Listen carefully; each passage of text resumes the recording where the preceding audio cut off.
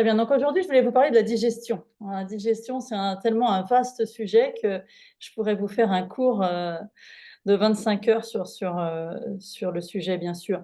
Et il y a autant de problèmes digestifs potentiels que de personnes, parce que c'est très, très vaste. Donc on va en rester à des choses assez générales, mais qui peuvent faire une différence énorme sur une meilleure digestion. La digestion, c'est d'autant plus important. Alors bien sûr, des fois, on a des symptômes, digestion compliquée, on a des maux de ventre, on peut avoir toutes sortes de choses, des nausées, toutes sortes de symptômes qui nous indiquent que notre digestion n'est pas optimale. Mais parfois même, on peut ne pas avoir de symptômes. Et dans la vision de l'Ayurveda, une mauvaise digestion, qui parfois même, on ne sait même pas qu'on a une mauvaise digestion, crée une accumulation de toxines qui sont à l'origine de 80% des maladies et des problèmes de santé. Donc c'est vraiment fondamental d'avoir une meilleure digestion pour tout le monde, même si vous ne ressentez pas de problème, et évidemment d'autant plus si vous avez des pathologies.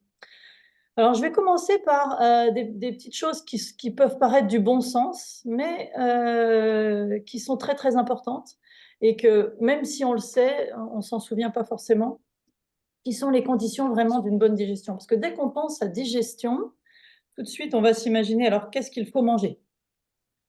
Alors qu'en fait, avant même de regarder la qualité de ce qu'on mange, les aliments qu'on choisit de manger, ce qui est probablement encore plus important, ce sont les habitudes autour de l'alimentation qui vont faire qu'on digère plus ou moins bien. La première chose qui fait que dans notre monde moderne, la digestion est un gros, gros souci, en fait, presque personne digère correctement, c'est le manque d'activité physique. Pourquoi? Parce que en fait, l'être humain a été conçu, hein, la machine humaine, on peut dire, moi j'aime pas le mot machine, mais l'être humain dans son ensemble a été conçu pour être très actif. Hein. On n'était pas autrefois assis toute la journée comme on l'est aujourd'hui. Et tout simplement, le transit, tout au moins la circulation des aliments dans le tube digestif, se fait quand le métabolisme est activé par une activité physique importante. Et donc le fait qu'on en ait beaucoup moins d'activité physique, tous, dans notre monde moderne, ou presque tous, c'est le facteur numéro un d'une digestion des plus difficiles. Couplé au fait que, bien évidemment, on mange trop. Ça, on s'en doute qu'on mange trop, mais selon l'Ayurveda également, qu'on mange trop varié. Alors ça peut être choquant parce qu'évidemment, on se dit toujours il faut manger très varié.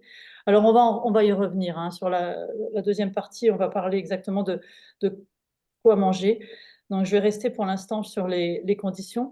L'activité physique, donc la première condition vraiment importante, l'activité physique, ça veut dire quoi l'activité physique? Parce que est-ce que ça s'agit de faire du sport? Des fois, on n'est plus forcément en condition physique pour ça. C'est pas ça, hein. C'est vraiment quelque chose de doux, de régulier. L'activité physique, selon l'Ayurveda, c'est de marcher une demi-heure par jour, c'est des choses tranquilles, faire du yoga ou des activités physiques douces. Ça peut même être simplement marcher en faisant du jardinage, en faisant des choses, des activités physiques utiles, on va dire, mais qui nous mettent en action. Donc ça, c'est très important. L'autre chose très, très importante pour une bonne digestion, c'est l'heure des repas. Pas quand, pas qu'est-ce qu'on mange, mais encore plus important, quand on mange. Alors là aussi, il y a un petit peu quelque chose qui est populaire de dire, d'entendre. En tout cas, beaucoup de gens disent ça. Il faut manger un solide petit déjeuner, par exemple. L'Ayurveda n'a pas du tout la même vision là-dessus. Selon l'Ayurveda, quand manger? Quand on a faim. Si vous vous levez le matin et que vous avez véritablement faim, pas envie de manger votre confiture préférée, mais vraiment faim, alors oui, il faut manger un solide petit déjeuner. Mais si on n'a pas très faim, l'Ayurveda dit que le fait qu'on n'ait pas faim, c'est que le corps est en mode détox. Il essaie de s'auto-nettoyer, il n'est pas du tout prêt à digérer en fait. Donc quand on n'a pas faim, l'Ayurveda ne recommande pas de manger. Mais par contre, d'aider ce processus de détox en buvant une boisson chaude, par exemple. Préférablement pas café, mais de l'eau chaude. L'Ayurveda est très, très... Alors ça paraît pas très enthousiasmant de boire de l'eau chaude. On peut mettre un petit filet de jus de citron dedans. Et puis si on a une bonne eau, une bonne eau de source filtrée, l'eau chaude, c'est bon. C'est-à-dire que si c'est l'eau du robinet, La chaleur va faire ressortir le chlore et c'est pas agréable du tout. Mais ça, l'Ayurveda recommande énormément de boire de l'eau chaude et notamment, ça c'est un geste que vous pouvez noter, qui est très simple et qui améliore la digestion pour tout le monde, c'est de boire de l'eau chaude le matin à jeun. Pourquoi on fait ça? On détend le système digestif, donc on favorise l'élimination, et puis on nettoie. C'est vraiment une forme de nettoyage intérieur. C'est très simple, ça coûte rien, et voilà. Au réveil le matin, on prend une tasse d'eau chaude. Et puis après, et puis si vraiment vous n'aimez pas l'eau chaude, vous pouvez vous prendre une tisane, bien sûr, hein, une tisane de votre choix. Et donc ça, c'est quand manger? Eh bien, quand on a faim, comme je disais, et puis manger aussi à heures régulières. C'est-à-dire que principal ennemi de la digestion, c'est de manger entre les repas et de manger un peu n'importe quand. Alors vous allez me dire, ah bah, ça ne va pas forcément ensemble parce que si je mange quand j'ai faim, c'est pas forcément la même chose que manger à heure régulière. Donc c'est une éducation, on va dire, du système digestif, hein, mais d'essayer de manger à heure régulière, mais qu'il soit des heures où vous avez faim. Donc ce qui est important, c'est surtout pas de se forcer en se disant, ah ben il faut que je fasse un solide petit déjeuner, ah, je ne dois pas manger le soir parce que le soir, il faut manger léger alors que vous avez faim. Alors, il ne faut pas manger tard le soir, ça c'est sûr. Les principaux repas, selon l'Ayurveda, doivent être à midi parce que la capacité digestive est à son plus fort. Elle suit le soleil, la capacité digestive. Et le soir, mais le soir tôt.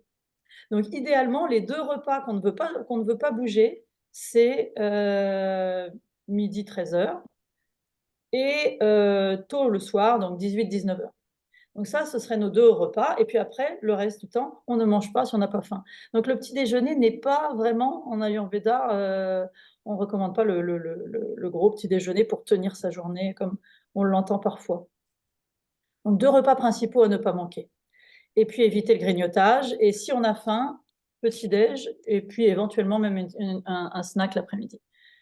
On reviendra sur qu'est-ce qu'on mange à ces différents repas. Après, ce qui est très, très important pour la digestion, auquel on ne pense pas forcément, ce sont, c'est notre état quand on mange. Notre état psychique, au moment où on mange. Donc nos émotions. L'Ayurveda recommande vraiment pas de manger si on est en proie à des émotions négatives. Par exemple, on est en colère ou, ça c'est le pire pour la digestion, ou on est triste. Souvent, quand on a des émotions de tristesse, on va avoir tendance à avoir envie de manger du sucre. Et là, ça va être encore pire forcément puisque la digestion est déjà moins bonne à cause des émotions et en plus, le sucre, je pense que tout le monde est d'accord là-dessus maintenant, c'est l'ennemi public numéro 1. Donc ça ne veut pas dire qu'on n'en mange plus du tout, mais on essaye vraiment, vraiment de réduire, le sucre et surtout les sucres ajoutés.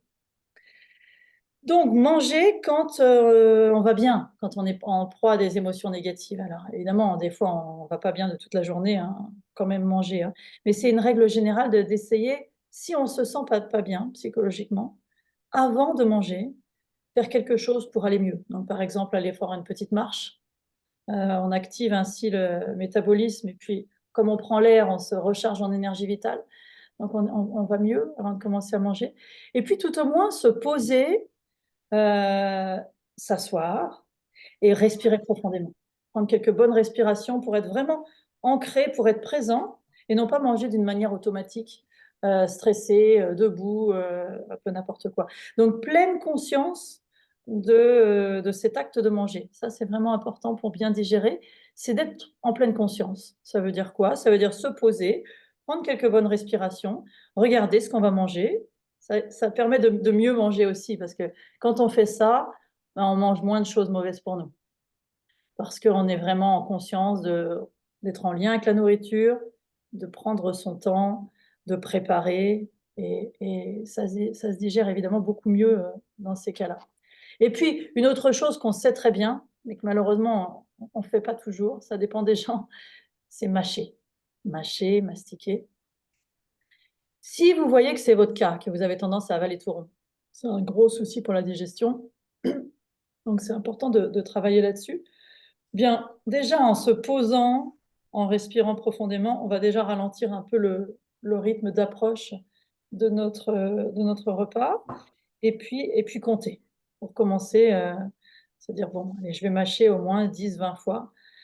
Alors, évidemment, on peut pas peut-être pas faire ça à chaque fois qu'on mange, mais de temps en temps, être dans cette conscience, c'est comme faire une pratique de yoga, hein, là encore.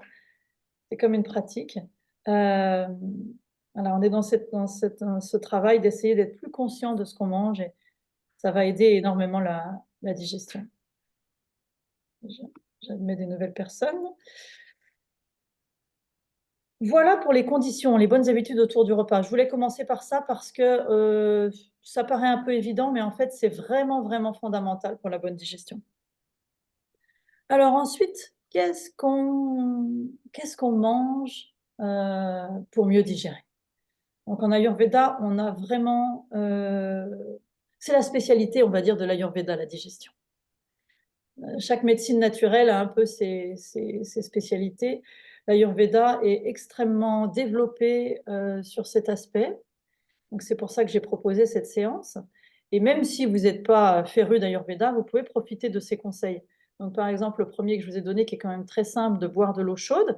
On peut boire de l'eau chaude donc le matin à jeun, mais aussi tout au fil de la journée.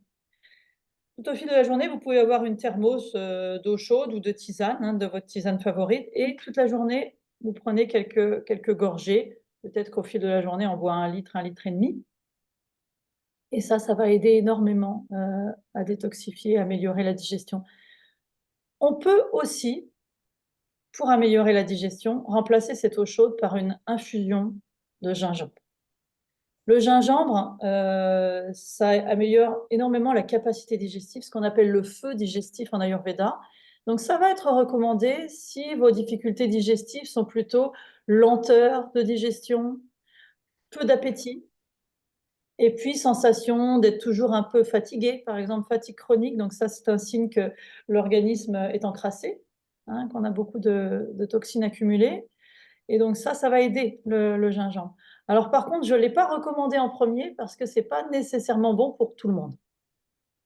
Pour qui ça va pas être bon, le gingembre en infusion? Alors, tout ce qui est problème de chaleur intense, donc par exemple, si vous faites des brûlures gastriques, c'est pas forcément bon. Le gingembre en quantité, c'est pas non plus bon pour l'hypertension. Ça peut augmenter la tension. Donc ce que je vous dis là, c'est si vous en buvez 1,5 litre tous les jours, hein. Si vous prenez une tasse d'infusion de gingembre, vous n'allez pas, aggraver votre tension. Mais si vous commencez à aimer ça et à prendre tous les jours, de la semaine, un thermos d'infusion de gingembre. Alors comment on fait ça, l'infusion de gingembre? Simplissime, on prend du gingembre frais, on trouve partout maintenant. Même pas besoin de l'éplucher, on le lave bien. On le coupe en rondelles et on l'infuse dans l'eau chaude. Donc à la place de mettre un sachet de tisane, on met des rondelles de gingembre. On peut aussi, si on le veut plus puissant encore, faire une décoction. C'est-à-dire qu'on le fait, on met comme je viens de le décrire et on laisse à petit bouillon pendant 10 minutes. On fait bouillir. Donc ça, c'est le principe de décoction. On aura quelque chose de beaucoup plus fort. Et puis avec cette infusion de gingembre ou cette décoction, un petit peu de jus de citron et un peu de miel. Donc c'est délicieux en plus, hein, un gingembre citron miel. Ça, c'est un booster de digestion. Ça va vraiment, aider la digestion. Donc encore une fois, si vous voyez que quand vous en prenez, vous avez des brûlures gastriques, soit vous faites une infusion plus légère, soit vous dites: «Bon OK, le gingembre, c'est pas pour moi, je vais prendre une autre option». Quelle est l'autre option? On a dit l'eau chaude, ça c'est universel. Il y a une autre option qui est universelle, qui va équilibrer la digestion pour tout le monde, même si elle est moins puissante, hein, pour activer le feu, le métabolisme, mais elle est équilibrante pour tout le monde. C'est l'option d'une infusion cumin, fenouil, coriandre. Donc ça, c'est des épices que vous avez peut-être chez vous. Si vous les avez en poudre, il vaut mieux les avoir. La poudre, ça marche aussi, hein, mais traditionnellement, l'infusion, ça se fait avec des graines entières. Graines de cumin, graines de fenouil et graines de coriandre. Et donc, on prend une cuillère à café de ce mélange et on fait une petite décoction, comme j'ai décrit, hein, 10 minutes à bouillir. Alors, le goût est beaucoup moins glorieux, hein. C'est c'est pas mauvais, mais c'est pas un goût délicieux comme gingembre, citron, miel. Mais ça, c'est un équilibrant, général de la digestion et c'est notamment bien si vous avez des gaz parce que c'est, vraiment, préventif et curatif parce que c'est ces 3 épices qu'on appelle carminatives. Carminative, ça veut dire quoi? Qui empêchent la formation des gaz. Donc, dans les épices carminatives, vous avez aussi la cardamome. Cardamome, on va l'utiliser en poudre, par exemple. Et vous pouvez, si vous consommez du thé ou du café, mettre un peu de cardamome dans le thé et le café. Ça va avoir l'avantage de minimiser les effets négatifs potentiels sur le système nerveux, notamment du café, et dans une moindre mesure du thé noir.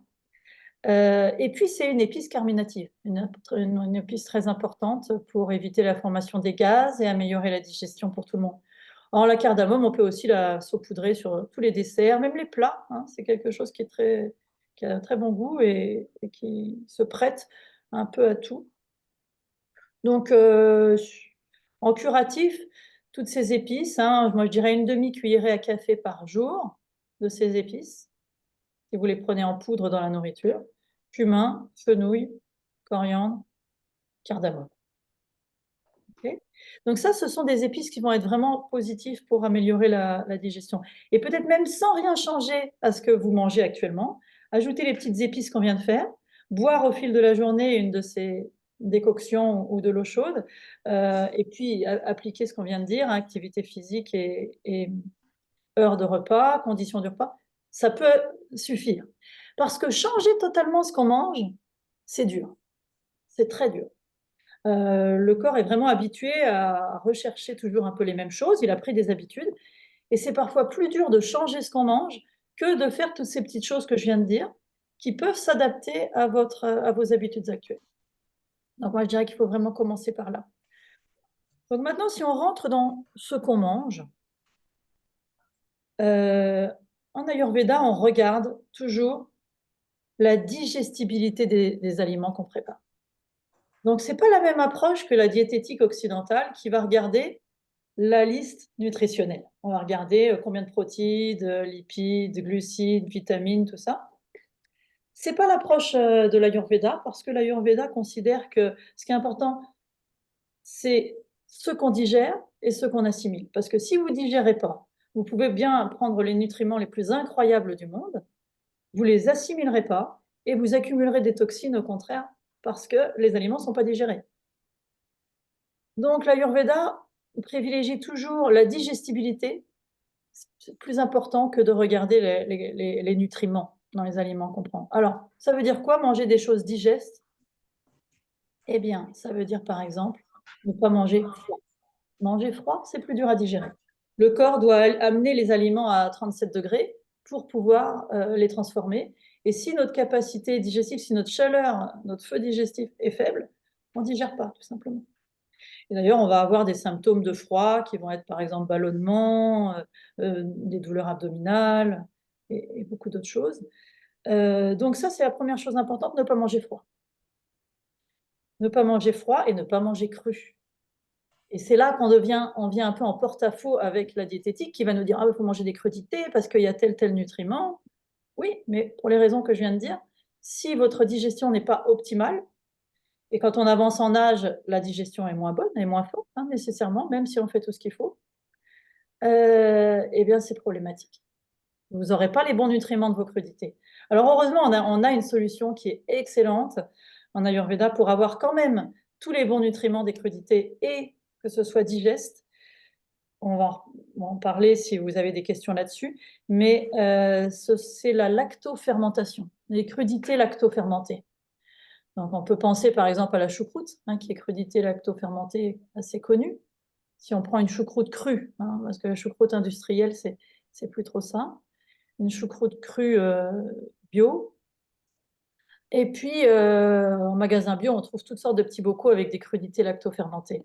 Alors, qu'est-ce que c'est que ça? C'était la manière d'autrefois de préserver les crudités, hein. On les faisait en saumure, en fait. On les mettait avec du sel et de l'eau dans des bocaux.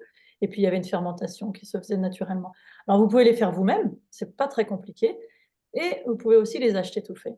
Et ça, les crudités lactofermentées, c'est vraiment excellent parce que ce sont des probiotiques. Et des probiotiques couplés à des fibres. Alors les probiotiques, hein, on les connaît un petit peu souvent sous forme de yaourt. On dit oui, c'est bien pour la flore intestinale. Après avoir pris des antibiotiques, par exemple, on nous recommande de reconstituer la flore intestinale avec des yaourts. Mais les crudités lactofermentées, c'est supérieur au yaourt parce que déjà les produits laitiers, c'est quelque chose d'un peu compliqué pour beaucoup de gens. C'est pas facile à digérer et ça a des effets secondaires. Et puis, dans les crudités lactofermentées, on a les fibres qui sont ce qu'on appelle des prébiotiques. Alors, les probiotiques, c'est quoi? C'est des bonnes bactéries intestinales. Et les prébiotiques, ce sont les aliments qu'adorent manger ces bonnes bactéries. Donc, non seulement on les amène dans l'intestin, mais on leur donne à manger pour qu'elles puissent se développer. Donc, les crudités lactofermentées sont même supérieures nutritionnellement aux crudités ordinaires et elles sont beaucoup plus digestes pour les raisons qu'on vient de citer, parce qu'elles sont riches en probiotiques. Donc ça, c'est très important.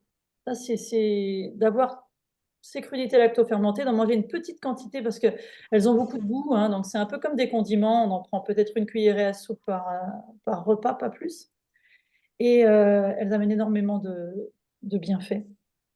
Donc ça, par contre, on évite les crudités ordinaires, surtout quand il fait froid. À la limite, au cœur de l'été, il se peut que vous ayez la capacité pour digérer les crudités, surtout si vous avez des bons légumes locaux, bien sûr, vous pouvez en profiter. Mais des crudités toute l'année, c'est pas facile à digérer. Donc peu de cru, plutôt cuit, plutôt chaud, plutôt avec des épices qu'on vient de citer, et puis ces merveilleux aliments que sont les crudités lactofermentées. Ensuite, en Ayurveda, pour aider à la digestion, on a quelque chose qui est assez spécifique, qui est le beurre clarifié, qu'on appelle le ghee, G-H-E-E, le ghee. Donc le ghee, c'est tout simplement du beurre, mais du beurre qui a subi une préparation qu'on peut faire soi-même, qui est de le faire fondre et évaporer toute l'eau, et ensuite le filtrer. Évidemment, vous pouvez aussi l'acheter tout fait en magasin bio maintenant, dans tous les magasins bio, il y a du ghee tout fait. Alors le ghee, ben, ça a l'avantage que c'est super bon, hein, on peut cuisiner avec comme on cuisinait au beurre, et là, c'est bon pour la santé, ça n'a pas tous les désagréments du beurre, de la cuisine au beurre que l'on connaît, et au contraire, ça va améliorer notre digestion, notre capacité digestive. Donc c'est extrêmement bénéfique de cuisiner au ghee. Comment on s'en sert? Ben, comme vous auriez cuisiné au beurre peut-être autrefois et que peut-être vous cuisinez à l'huile d'olive aujourd'hui. Je ne dis pas d'arrêter l'huile d'olive, mais de temps en temps, on peut alterner, l'huile d'olive ou une huile de tournesol, enfin l'huile de cuisson que vous utilisez. On alterne et on cuisine aussi au ghee parce que le ghee aide vraiment à la digestion. Donc en Ayurveda, on va faire fondre du ghee avec des bonnes épices et on fait revenir nos légumes dedans. Et c'est un plat qui est vraiment digeste et qui améliore la digestion. Et puis, oui, évidemment, on peut manger les choses habituelles que l'on mangeait à côté. Mm. Ce qui est le plus dur à digérer, c'est aussi ce qui est le plus nourrissant. Donc, les aliments les plus durs à digérer selon l'Ayurveda, alors évidemment, il y a tous les aliments qui ne sont pas sains. Ceux-là, à vrai dire, il faudrait mieux les supprimer, c'est-à-dire tout ce qui est friture, tout ce qui est sucrerie, toutes ces choses-là n'ont pas d'intérêt nutritionnel et rendent la digestion de tout ce qu'on mange à côté même beaucoup plus difficile. Elles encrassent l'organisme. Donc ça, évidemment, on peut s'en tenir le plus loin possible. Et puis, si on a vraiment des choses qu'on adore et qu'on sait qu'elles ne sont pas bonnes pour notre santé, eh bien, on ne se frustre pas, hein, on ne dit pas jamais, mais on va dire, voilà, c'est juste une fois par semaine, de temps en temps, quand je veux me faire un petit plaisir, mais ce n'est pas l'alimentation quotidienne. Donc, parmi les aliments qu'on mange vraiment quotidiennement parce qu'ils sont bons, hein, qu'il ne s'agit pas de supprimer, euh, les aliments les plus nourrissants sont les aliments animaux, c'est-à-dire la viande rouge, la plus nourrissante de tous, et puis ensuite on a les viandes blanches, poissons, euh, les autres produits animaux, produits laitiers, et puis ensuite on a les produits végétaux. Sauf que l'inconvénient, c'est que c'est aussi les plus difficiles à digérer. Et puis ceux qui prennent le plus longtemps. La viande rouge, par exemple, ça peut prendre jusqu'à 3 jours pour le digérer, pour l'organisme. Donc, si on a une bonne digestion, ce sont d'excellents aliments. Mais si notre digestion est faible, c'est la même histoire que pour les crudités, c'est compliqué.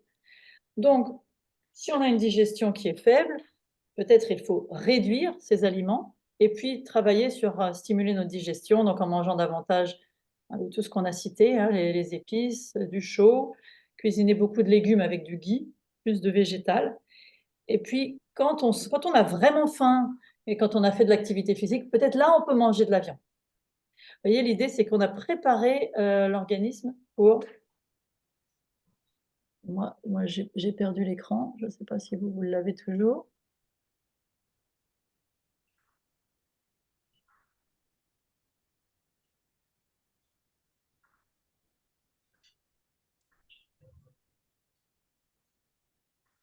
Vous me voyez bien, là? Oui. Oui, parce que moi, je ne vous vois plus, là. J'ai juste un petit problème. Je ne sais pas ce qui s'est passé. C'est que vous me voyez.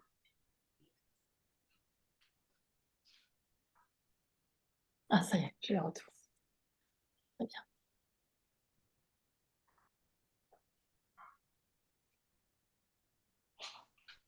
Ok, très bien. Bah, peut-être on va en profiter pour que vous remettiez vos micros. Alors, si vous avez des questions sur tout cela, tout ce qu'on vient de se raconter, tout ce que je vous ai raconté surtout. Avez-vous des questions? Oui, Philippe, j'ai une question par rapport à ce que vous avez dit. J'imagine qu'après un repas, la sieste n'est pas du tout conseillée. Alors, c'est une très bonne question, merci Philippe. Donc, selon l'Ayurveda, ça dépend quel repas. L'Ayurveda recommande après le repas de midi, parce que le repas de midi, c'est celui où on va manger les choses les plus nutritives. C'est-à-dire que, par exemple, si on mange de la viande, on va la manger le midi. La capacité digestive est la plus forte. Et pour aider à cette digestion, on recommande en Ayurveda de se reposer 20 minutes après le repas. Mais pas de partir dans une sieste de 2 heures, nécessairement pas.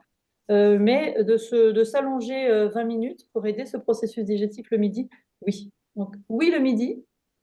Par contre, le soir, ce qu'on recommande après le repas du soir, parce que, alors il y a toute une théorie en Ayurveda sur les différents organes qui s'activent aux différentes heures, et puis les choses, tout l'organisme en fait suit un rythme circadien, et le soir, le système digestif est plus faible, nécessairement. Et donc le soir, par contre, pour stimuler un peu le métabolisme digestif, on recommande après le repas du soir une petite marche. Mais pareil, hein, 20 minutes, même peut-être 10 minutes. Hein. L'Ayurveda dit 1000 pas, faire 1000 pas après le repas du soir. Donc oui, à une petite sieste le midi. Ok, merci.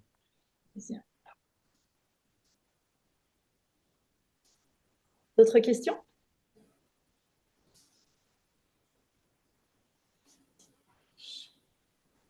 Tout ce qu'on a raconté? Vous n'avez pas de questions? Ça m'étonne parce que souvent sur ce thème, il y a beaucoup, beaucoup de questions. Si, alors moi, Philippe, à nouveau, j'en ai une autre par rapport à ce que vous avez dit sur le ghee. Oui. Je veux dire, le ghee, c'est un beurre de la manière dont vous avez parlé, qui est considéré avec autant de gras que le beurre traditionnel ou qui a perdu 50% ou 80% de son gras en faisant... Ah parce non, que non. c'est jamais conseillé dans les diététiques, le beurre. Enfin, sauf Voilà. pour la vitamine A, c'est tout. Voilà. Donc, comme je vous avais dit, il faut s'attendre avec l'Ayurveda à ce que vous avez l'habitude d'entendre soit un peu différent. Enfin, l'Ayurveda est un peu différent de ce que vous avez l'habitude d'entendre. Ça, nécessairement, parce que vous n'avez qu'à penser, si vous prenez un verre d'eau chaude, un verre d'eau à température ambiante ou un verre d'eau glacée, est-ce que vous pensez que l'effet sur votre système est différent? C'est possible que ce soit différent, mais on apprécie bien l'eau froide aussi en été, plus que l'hiver, quoi, bien sûr. Voilà. En tout cas, on voit que l'effet est extrêmement différent. Mm. Si d'ailleurs on se prend de l'eau glacée avec un repas et qu'on a une digestion faible, on va avoir très mal au ventre. C'est un peu la même chose ici. L'Ayurveda, en fait, considère très peu le côté nutriments, c'est-à-dire là, par exemple, comme vous disiez, c'est du gras. Mais oui, c'est du gras saturé. C'est toujours le même gras saturé que du beurre, puisque c'est du beurre, en fait. Donc là, au niveau analyse nutritionnelle, on est très, très proche. Aucun gras n'a été supprimé par le processus. La seule chose qu'on a supprimée, c'est l'eau, parce que dans le beurre, il y a de l'eau. En fait, le beurre, c'est de la crème baratée, donc il y a une partie importante d'eau. Et puis, tous les cristaux qui sont des résidus d'autres choses, notamment de protéines, que, que de la matière grasse pure. Donc le ghee est une matière grasse pure, comme l'huile. Donc là, vous me dites, mais alors comment c'est possible, on ne recommande pas le gras? Alors en fait, en Ayurveda, on considère que, alors que le beurre est un gros souci pour la digestion et a plein d'autres problèmes aussi, le ghee ne va pas faire ce même effet. Le ghee va se digérer, va s'éliminer, donc va pas boucher les artères comme le beurre, comme les gras saturés des autres produits laitiers. Parce que le processus qu'il a subi, hein, on a fait fondre, donc on a mis beaucoup de chaleur dans cette substance, va faire que cette substance, comme l'eau chaude dans l'organisme ne faisait pas la même chose que l'eau froide, elle va pas faire la même chose, elle va attirer les toxines, elle va stimuler le produit digestif. C'est une panacée en Ayurveda. Alors évidemment, ça reste quand même des gras saturés, donc on va rester dans des quantités modestes, hein. Une cuillerée à soupe par jour et par personne, c'est bien. Si vous vous mettez à prendre 3-4 cuillerées par jour, ça peut devenir beaucoup, hein. Après, ça dépend de votre activité physique. Mais effectivement, on considère en Ayurveda que même si au niveau analyse nutritionnelle, c'est semblable, l'effet est totalement différent. À tester. Exactement. Exactement. Et à tester sur le long terme, hein, parce qu'évidemment, comme tout en nutrition, on n'a pas un effet immédiat. De toute façon, c'est rare que quand on mange juste une tartine de beurre, on sente l'effet que produit le beurre sur l'organisme. D'ailleurs, le ghee peut être aussi tartiné. Alors, c'est sûr, ça n'a pas le goût du beurre, hein, mais c'est pas mauvais non plus. Donc d'ailleurs, avant que je reprenne d'autres questions, une question qui revient souvent, c'est qu'est-ce qu'on mange finalement? Est-ce qu'on peut avoir une image type de ce que l'Ayurveda recommanderait de manger, et notamment au petit déjeuner? Le petit déjeuner, c'est toujours une question compliquée en fait, parce que, bon, comme je vous ai dit déjà, en Ayurveda, on ne recommande pas forcément de manger. Et si on a faim, donc si on mange, euh, c'est le moment de la journée où le corps est en détox. Le corps s'auto-nettoie en fait pendant la nuit, il y a une digestion, une assimilation, et ensuite il élimine les toxines. C'est pour ça que souvent on se lève le matin, on peut avoir peut-être la bouche pâteuse, mauvaise haleine, des fois on est un peu lourd, parce qu'en fait on est en processus de nettoyage, de détoxification de l'organisme. Donc que recommande l'Ayurveda? On a dit boire de l'eau chaude, se bouger un peu, hein, prendre une petite marche pour aider ce processus de détox, et pas prendre un gros petit déjeuner, surtout pas sucré, ni à base de viande. Parce que ce qui se passe souvent, c'est qu'on se dit, OK, je veux faire mieux, donc je vais arrêter de prendre des tartines de confiture et je vais prendre du jambon ou du fromage, quelque chose de salé. Bon, c'est ce qu'on fait souvent et que même des diététiciens recommandent. Pas l'Ayurveda, parce que vous êtes dans une période de la journée de détox. Et ces aliments, on vient de le dire, sont les plus denses, donc les plus nutritifs, donc sont importants, hein, mais ils ne sont pas faciles à digérer. Donc on ne peut pas commencer la journée avec des choses difficiles à digérer. Donc l'Ayurveda propose plusieurs options, soit par exemple, et notamment l'été, que des fruits. Ça aide la digestion, on se mange plein de bons fruits. Donc ça, c'est un bon petit déjeuner, un repas unique, des fruits. Autre possibilité, parce que là, on n'est pas en saison des fruits, donc les fruits ils viennent d'ailleurs, de l'autre bout du monde, c'est pas forcément optimal, c'est pas la meilleure option pour cette saison. Le mieux pour l'Ayurveda, c'est quelque chose de chaud, et type un peu bouilli, donc le porridge. Si vous connaissez le grand classique qu'on consomme en Angleterre, ben, c'est simplement des flocons d'avoine, hein, qu'on fait cuire dans un lait végétal, parce que le lait de vache, bon, les produits laitiers, c'est une vaste question. On en consomme beaucoup dans notre culture, et puis c'est pas forcément facile à digérer, et c'est à la source de beaucoup de problèmes de santé. Donc on essaye de réduire les produits laitiers, et déjà qu'on a du mal à arrêter le fromage parce que c'est si délicieux, donc c'est quand même mieux d'éviter du lait. Donc si on peut éviter le lait, ben, en prenant avec des substituts, des laits végétaux, type lait d'amande plutôt que le lait de soja. Le lait de soja, on ne recommande pas trop en Ayurveda. Donc, par exemple, lait d'amande, lait d'avoine, lait de riz. Donc, on peut se faire un lait de coco. Moi, j'aime beaucoup, beaucoup le lait de coco parce que ça a vraiment un goût riche comme le lait de vache. Et donc, on peut faire un porridge, c'est-à-dire qu'on fait cuire des flocons de céréales dans un lait végétal, avec toutes les épices qu'on a citées. On peut ajouter là aussi cannelle, gingembre, cardamome. Donc, ça, c'est vraiment délicieux. Et ça, c'est le repas idéal pour l'Ayurveda le matin. Parce que notre digestion est faible, parce que c'est chaud, donc ça va être facile à digérer, parce qu'il y a des épices digestives, donc ça va aider, et parce que c'est très nourrissant, les flocons d'avoine, et puis par exemple l'amande, du lait d'amande. Ça, c'est un petit déjeuner vraiment idéal en hiver surtout. Et puis, si vous avez vraiment l'habitude de manger plutôt du pain, eh bien, vous pouvez essayer un bon pain. Par contre, essayez vraiment d'avoir un pain de qualité, préférablement un pain de magasin bio qui est sans gluten ajouté. Et puis avec du ghee à la place du beurre. Donc, si vous pouvez essayer ça. Donc, ça, c'est pour le petit déjeuner. Comme je vous ai dit, pour les autres repas, je vous ai déjà donné plusieurs conseils. C'est délicat de tout changer rapidement. Donc, je vous recommanderais pas de faire des changements drastiques parce que même si les changements sont positifs, l'organisme réagit mal aux changements drastiques. Ça, c'est un conseil vraiment important. Et les gens qui ont tendance à suivre les nouveaux régimes à la mode à droite à gauche s'en rendent bien compte qu'en général, ça marche dans un premier temps et après, ça va pas bien. Et ils changent de régime. Parce que l'organisme supporte assez mal le changement.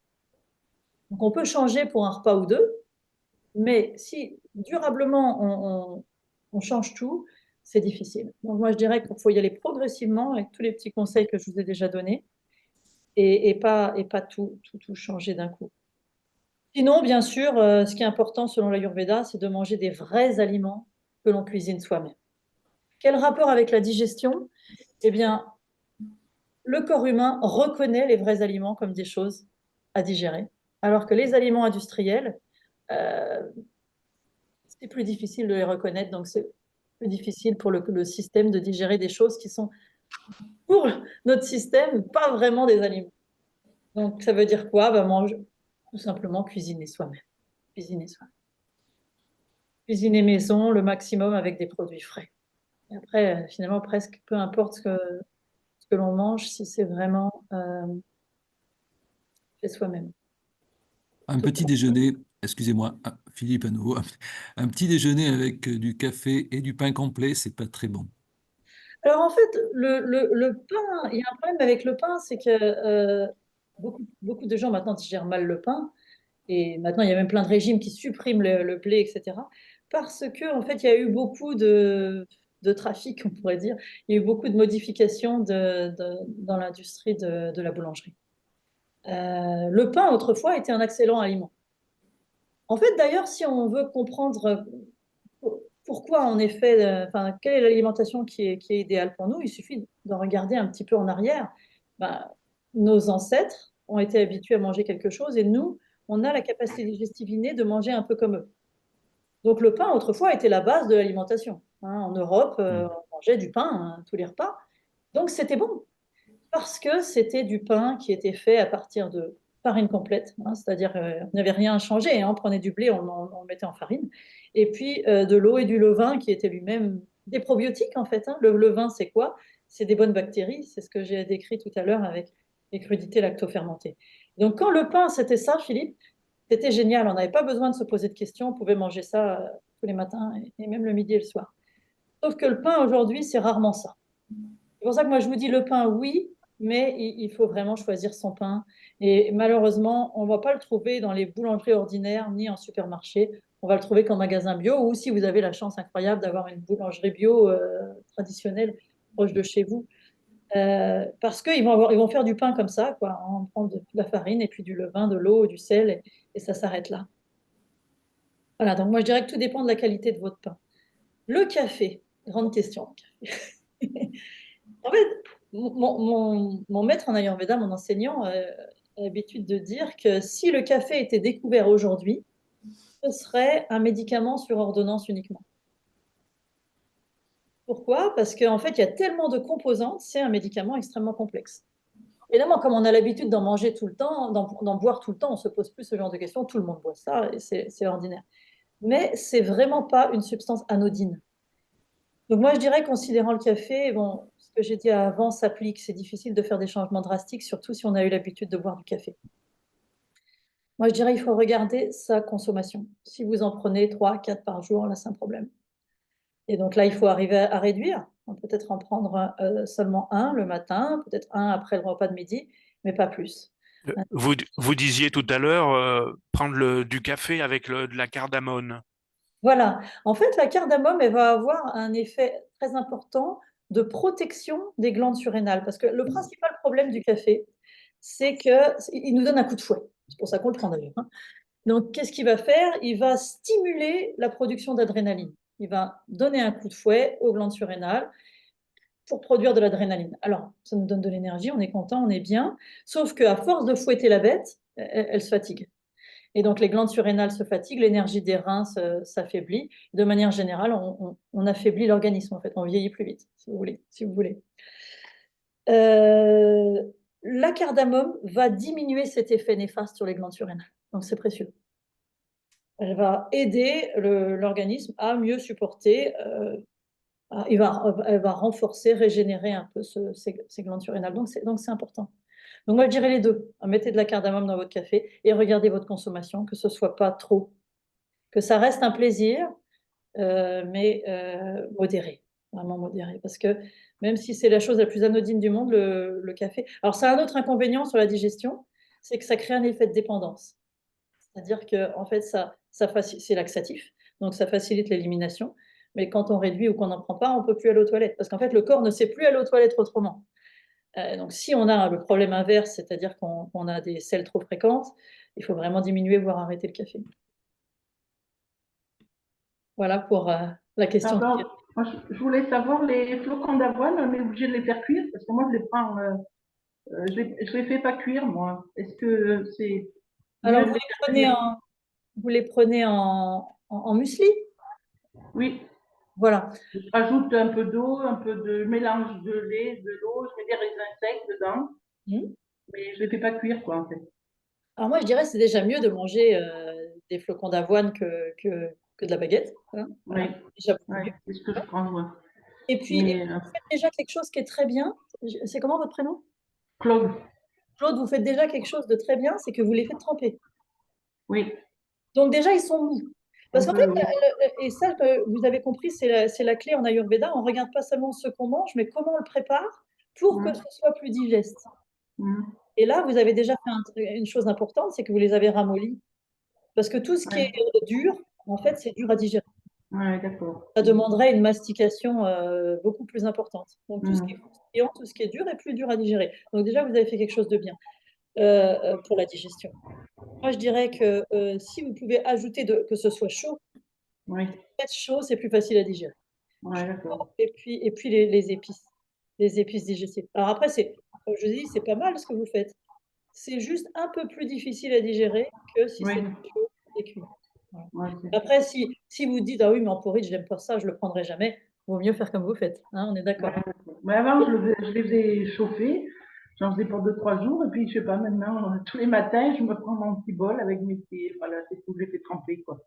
Et C'est peut-être même peut-être mieux de les faire cuire. si vous voulez pas le faire cuire, Mm. vous pouvez Ouais. déjà juste le faire chauffer. Et ça, Mm. c'est un conseil qu'on pourrait étendre. Par exemple, si vous adorez les carottes râpées, ah oui, mais moi j'aime manger les carottes râpées. Ouais. L'Ayurveda va dire oui, pour les rendre plus digestes, on va les chauffer. C'est-à-dire Ah, qu'on met d'accord. un peu de riz dans la poêle avec un peu de cumin, et puis on fait sauter nos carottes râpées 1 minute, hein, parce qu'on veut toujours Mm. un truc quand même. Ah oui, oui, d'accord, d'accord. Et du coup, c'est chaud. C'est Mm. chaud, c'est enrobé dans le ghee qui Ouais. améliore la digestion parce que manger quelque chose qui est sec, par exemple, si vous croquez une carotte comme Ouais. ça, c'est froid, c'est sec, c'est très dur à digérer. Ouais, ouais. Les crudités, si vous en prenez, c'est important de les saucer. Et ça aussi, c'est un peu contre-intuitif parce qu'on nous dit toujours, attention, il faut Ouais, réduire, oui, grave, oui. faut réduire le gras, mais quelque chose qui n'est pas du tout gras, c'est très dur à digérer. Donc, tout est une question de mesure. Évidemment, c'est vrai qu'il faut réduire le gras parce qu'on a l'habitude de manger des plats cuisinés ou des plats traditionnels qui sont très riches en crème. C'est pas ça que je recommande, vous avez bien compris. Mais mettre un peu de ghee ou de bonne huile dans nos crudités et les faire chauffer, ça va les rendre digestes. La même chose D'accord. avec vos flocons. Peut-être, si vous voulez essayer ça, juste de les faire chauffer, même sans aller dans la cuisson complète, comme vous faisiez Ouais, avant. ouais. Mm. Quand c'est chaud, ça se digère mieux, simplement. Et le miel? Alors, le miel, c'est très important, le miel comme aliment, parce que c'est un reconstituant et c'est un des meilleurs sucres, un des meilleurs édulcorants, un des seuls qui a un intérêt, en fait, Mm. nutritionnel. très reconstituant. Donc, c'est très important. Je vais répondre à votre question sur le thé. Je l'ai vu. Donc, le miel, c'est un reconstituant. Donc, oui, il en faut. Il en faut, comme j'ai dit avec le ghee, il ne faut pas dépasser une cuillerée à soupe par jour, c'était déjà beaucoup. Et par contre, le miel, ça a la spécificité qu'il ne faut pas le faire cuire. Donc, tout à l'heure, j'ai dit de le mettre dans la tisane, mais après cuisson. Donc, on a gingembre, citron, et vous avez votre tisane qui est prête. Juste avant de la boire, à la température où vous allez la boire, à 40 degrés, vous rajoutez le miel. Parce que le miel ne se fait pas cuire. Quand il cuit, le miel développe des substances qui ne sont pas trop bonnes pour la santé, voire même, selon certaines études, cancérigènes. Donc, on ne préfère pas le faire cuire, surtout pas. Par contre, on continue d'en consommer. Donc, vous pouvez le mettre pour sucrer, mais pas le mettre dans les gâteaux, par exemple. D'accord.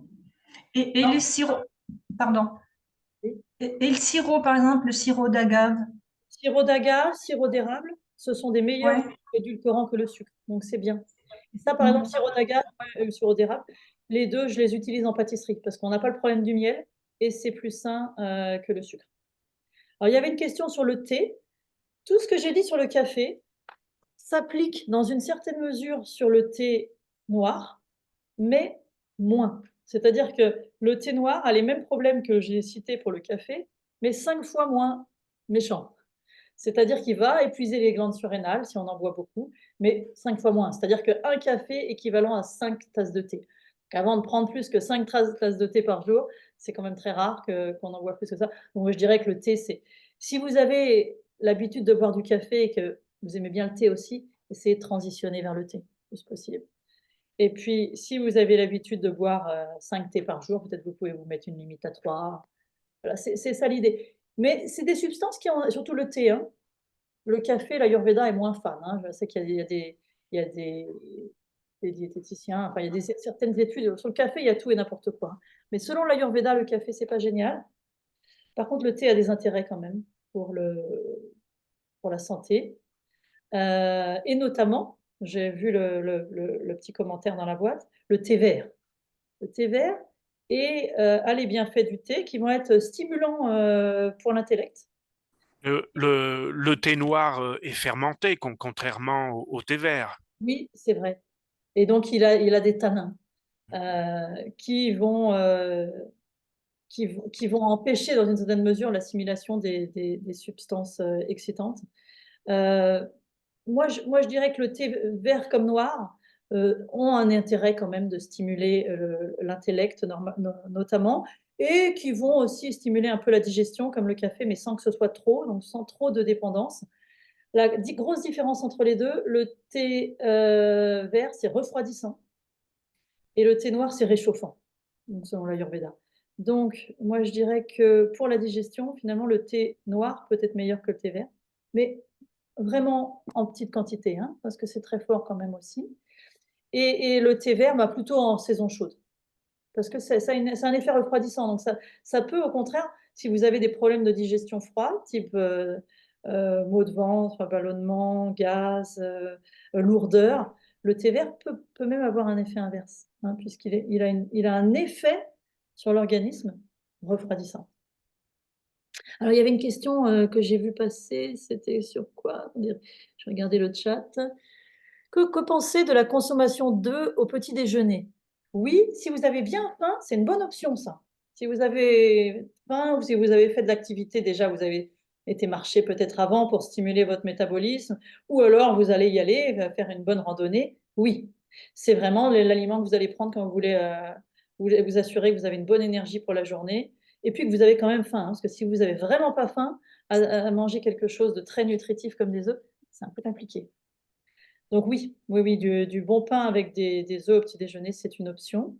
J'ai répondu aux autres questions. D'autres questions? Est-ce que, quand vous avez parlé de la température de l'eau pour l'infusion, vous avez dit 40 degrés? Non. En fait, 40 degrés, c'est la température où vous allez boire votre tisane.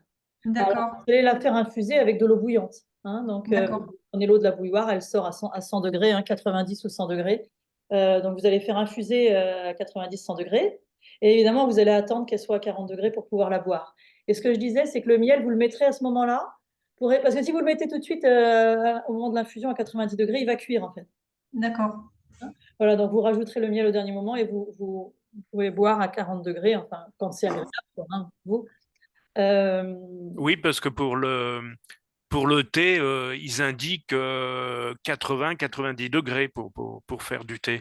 Voilà, parce que pour le thé, on ne veut pas brûler si on le met à 100 degrés, ça peut brûler et du coup, le goût est moins bon du thé. C'est pour ça qu'ils indiquent ça.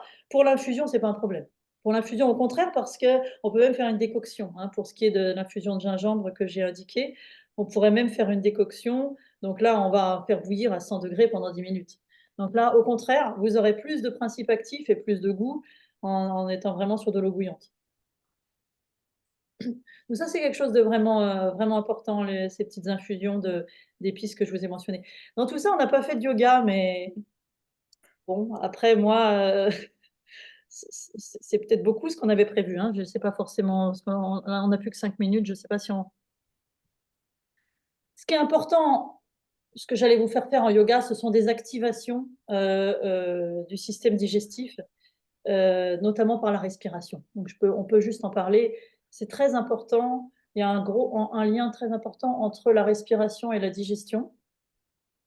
Et donc, pour bien digérer, on a parlé d'exercice physique et de prendre des moments de respiration profonde dans la journée. Prendre des moments aussi où on va bouger notre colonne vertébrale. Ça, c'est essentiel au yoga. Donc, on peut faire inspire, on creuse, expire, on arrondit. Vous voyez, des petits mouvements comme ça qui vont vraiment activer la colonne et donc le métabolisme et des respirations profondes.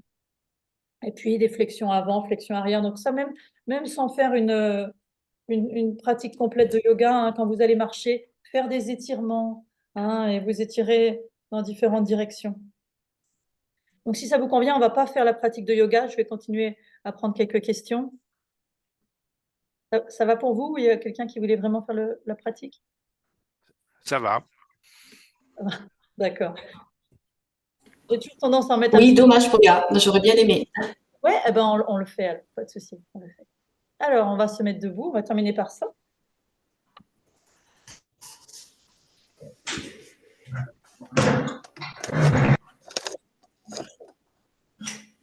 Vous voyez bien? Essayez de parler un peu plus fort. Est-ce que vous m'entendez? Oui. Voilà, parce que la dernière fois, Oui. quand je m'éloigne du micro, on entend moins bien. Donc, l'idée, c'est que vous allez marcher un petit peu et puis vous vous arrêtez hein, dans la nature, préférablement. Et on va prendre un petit moment pour se centrer. Donc, on se tient les 2 pieds écartés de la largeur du bassin et on va respirer profondément. Plaçons une main sur le haut du ventre, juste au-dessus du nombril, et l'autre main sur la poitrine. Et respiration complète. Inspire, on va gonfler le ventre, puis la poitrine. Expire, ventre, poitrine, redescend. Et encore, inspire. On respire par le nez, on sent qu'on gonfle, ventre et poitrine. Et expire. Si vous avez des problèmes digestifs, à ce moment-là, continuez cette respiration. Eh bien, vous pouvez visualiser les organes concernés, visualiser qu'ils sont dans la lumière. Vous donnez avec vos mains, votre main qui est posée sur le ventre, et éventuellement, par exemple, si on a un problème au côlon, on met la deuxième main plutôt sur le ventre. Vous donnez de l'énergie. Par la paume de vos mains, vous donnez cette chaleur et aussi une énergie vitale.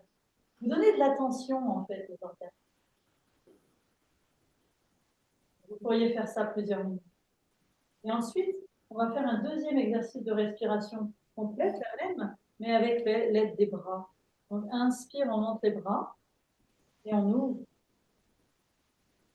Puis on étire vers le haut. Et expire, on redescend.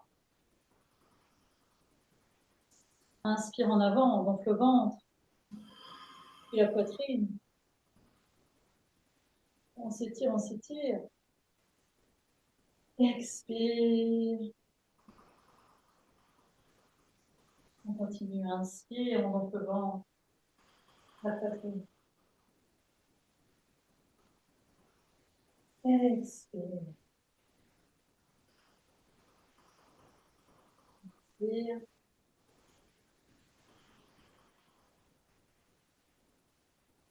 Et expire. Là aussi, on peut le faire un petit peu plus longtemps, bien sûr. Relâchez bien le corps. Pour activer aussi le métabolisme, on va faire l'équilibre pointe des pieds. Je vous montre un peu plus les pieds. Tout simplement, on va inspirer, monter sur la pointe des pieds. Expire, on repose. Juste ça. Et on soulève les orteils. Inspire, on monte. Expire. Donc, c'est important d'avoir des chaussures bien confortables, hein, comme des baskets si vous êtes dehors. Donc, ça aussi, ça va aider à stimuler. Et ensuite, on va stimuler la colonne vertébrale. Alors, si vous connaissez le yoga, on peut aussi se mettre à quatre pattes et faire cet exercice pour la colonne qu'on appelle le chat. Mais nous, on va faire une version debout. Donc, plaçons les mains sur le bas du dos. Et inspire, le bassin en avant, on ouvre la poitrine, on regarde vers le haut. Expire, le bassin en arrière et on s'incline. Ça peut être un tout petit peu. Hein. Inspire, bassin en avant, on ouvre la poitrine. Expire. Et encore. Et ce petit mouvement pour la colonne et pour le bassin va activer le métabolisme. On appelle le péristaltisme, c'est-à-dire le mouvement des aliments dans le tube digestif.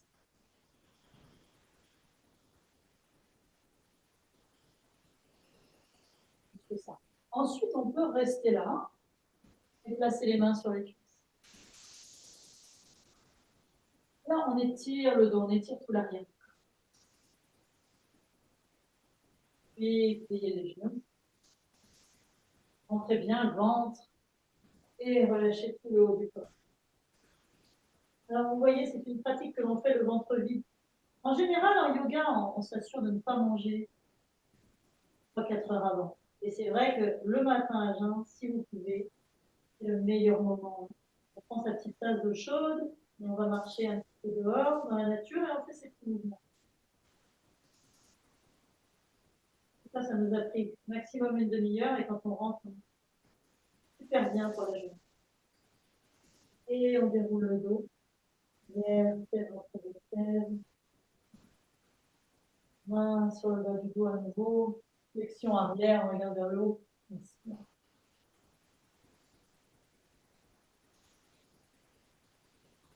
Tout ça, c'est des choses que vous pouvez faire facilement tous les jours. Hein. C'est vraiment, même si vous ne faites pas de yoga. Je vais vous apprendre quand même un exercice qui est là un peu plus avancé. Hein. C'est du yoga un peu sérieux. Peut-être plus pour ceux et celles qui pratiquent déjà, mais peut-être que vous ne pratiquez pas le yoga et que ça va vous inspirer. Ça s'appelle Agni Sara. Agni Sara, ça veut dire renforcer Agni. Agni, c'est le digestif. Alors ça se pratique vraiment à jeun. Hein. On ne peut pas faire ça quand on a mangé. Et donc là, c'est simple. On va souffler tout l'air par le nez. On va rentrer le ventre à fond. Donc on va vider les poumons en rentrant le ventre. On aspire le ventre. Hein. Donc on rentre en vidant, en soufflant avec force par le nez. Et ensuite, donc avec les poumons vides, je vais relâcher mon ventre, contracter, relâcher, contracter. En fait, je vais faire un massage en contractant mes muscles abdominaux et en les relâchant. Hein, c'est un massage intérieur. Je vous explique tout ça et après je vous le montre parce que je ne peux pas parler en le faisant, bien sûr. Donc, vous pouvez le faire avec moi. Hein. Je vais vous le montrer déjà une fois. Inspire. Et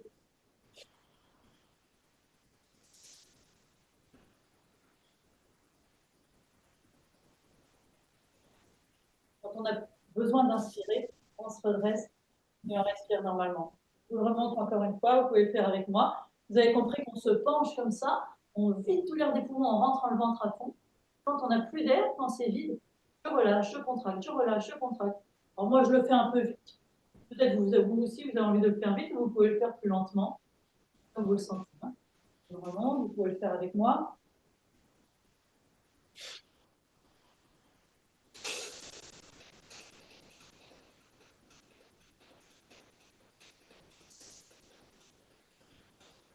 Et je me redresse pour inspirer. Je ne sais pas si vous avez bien vu au niveau du ventre, hein, contraction, relâchement, contraction, relâchement, contraction, relâchement. On le fait 4 fois traditionnellement, donc je vais le refaire une fois.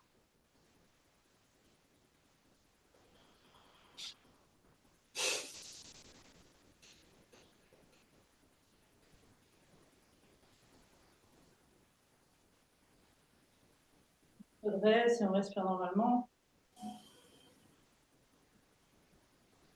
Donc ça, c'est l'exercice le plus important du yoga pour la digestion. Dernière fois.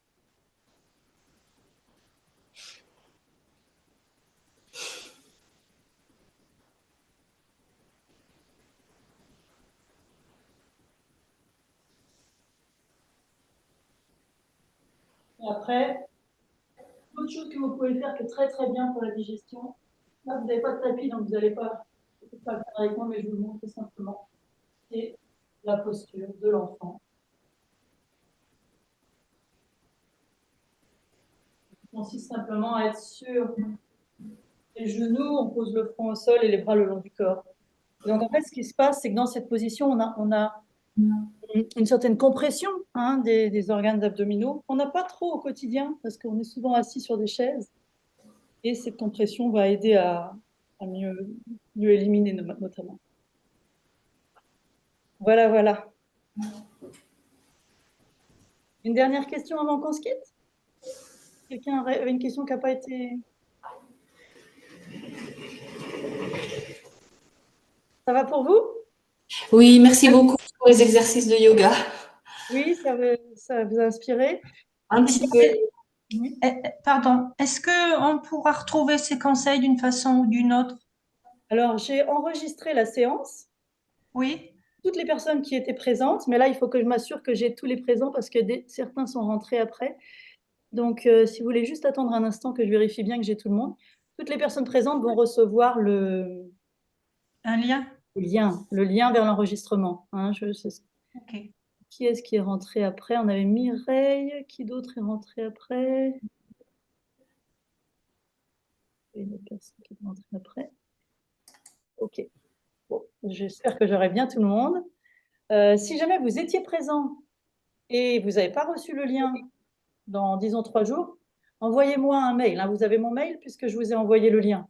D'accord. Hein, parce que peut-être j'ai manqué quelqu'un dans la liste de présence. D'accord? D'accord. Pour moi, ça m'a... Merci beaucoup. Oui, avec grand plaisir. Ah, il y a autre chose, je crois que l'ARCEP voudrait que vous remplissiez le questionnaire de satisfaction. Vous voulez bien faire. D'accord. Voir ce qui vous intéresse et ce qui vous intéresse moins et comment améliorer, etc. D'accord. Eh ben, je vous remercie beaucoup pour votre présence, votre participation. Ben, merci à vous. Merci. Merci. à vous. Très belle Bonne journée. journée. Merci, au revoir. Bonne journée. Au revoir. Au revoir. Merci.